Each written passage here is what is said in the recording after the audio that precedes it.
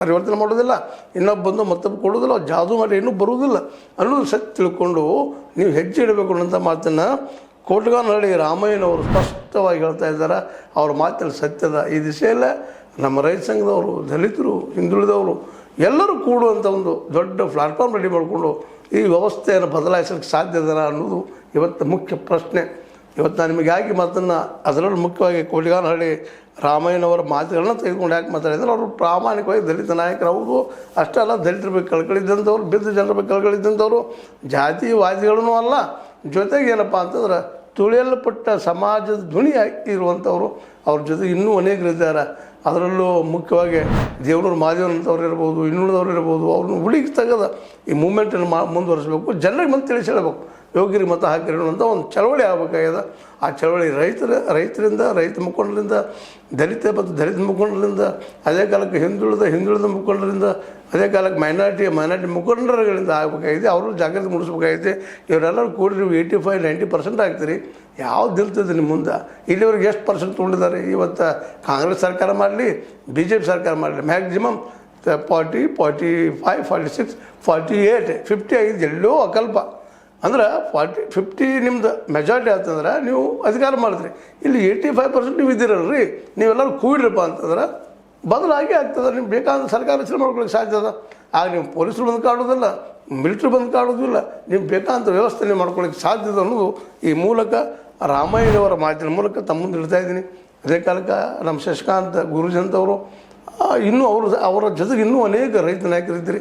ಅವರೆಲ್ಲರೂ ಕೂಡಿಕೊಂಡು ದಲಿತ ನಾಯಕರನ್ನು ಕೂಡಿಸ್ಕೊಂಡು ಎಲ್ಲರೂ ಕಾರ್ಯಕರ್ತರಂತ ಹೋದ್ರೆ, ಯೋಗ್ಯರನ್ನ ಆಯ್ಕೆ ಮಾಡಿದ್ರೆ ಮುಂದಿನ ದಿನಗಳಲ್ಲಿ ರೈತರಿಗೆ ಮಾರ್ಕೆಟು ಸಿಗ್ತದೆ, ರೈತರಿಗೆ ನೀರು ಸಿಗ್ತದೆ, ದಲಿತರಿಗೆ ಸಮಾನವಾಗಿ ಬದುಕುವಂಥ ಬದುಕು ಸಿಗ್ತದೆ.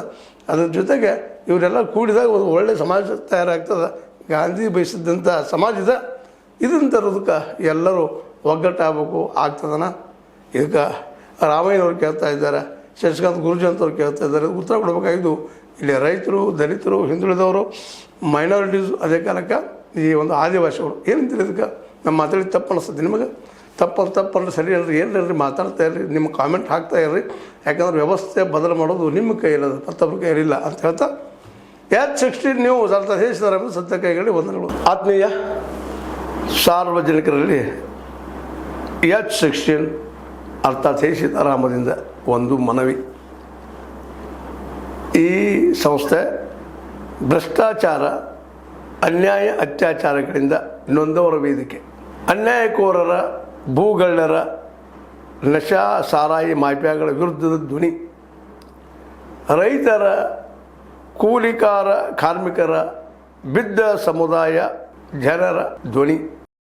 ಬೆಂಬಲವಾಗಿ ನಿಂತು ತನುಮನ ಧನದ ಸಹಾಯಕ್ಕೆ ಸಾರ್ವಜನಿಕರಲ್ಲಿ ಕೋರಿಕೆ. ದಾನದ ಸಹಾಯ ನೀಡಿ ಸ್ವಾತಂತ್ರ್ಯ ಪತ್ರಿಕೋದ್ಯಮ ಉಳಿಸಿ ಬೆಳೆಸಿ. ವಂದನೆಗಳು. ತಮ್ಮನ್ನೇ ನಂಬಿರುವ ಮಲ್ಲಪ್ಪ ಇ ಜೋತಾವರ್. ಈ ಕೆಳಗಿನ QR ಸ್ಕ್ಯಾನ್ ಮಾಡಿ ಅಥವಾ ಈ ನಂಬರ್ ಅಂದರೆ 7411402405ಗೆ ಇಲ್ಲ 9686864852ಗೆ ನೀವು ಫೋನ್ಪೇ ಮಾಡಿ, ಪೇಟಿಎಮ್ ಮಾಡಿ ಅಥವಾ ಇನ್ನಾವುದೇ ಮಾಧ್ಯಮದಿಂದ ಗೂಗಲ್ ಮೂಲಕ ಸಹಾಯ ಮಾಡಿ ಈ ಪ್ರಾಮಾಣಿಕ ಪತ್ರಿಕೋದ್ಯಮವನ್ನು ಉಳಿಸಿ ಅಂತ ಮತ್ತೊಮ್ಮೆ ಮನವಿ. ವಂದನೆಗಳು.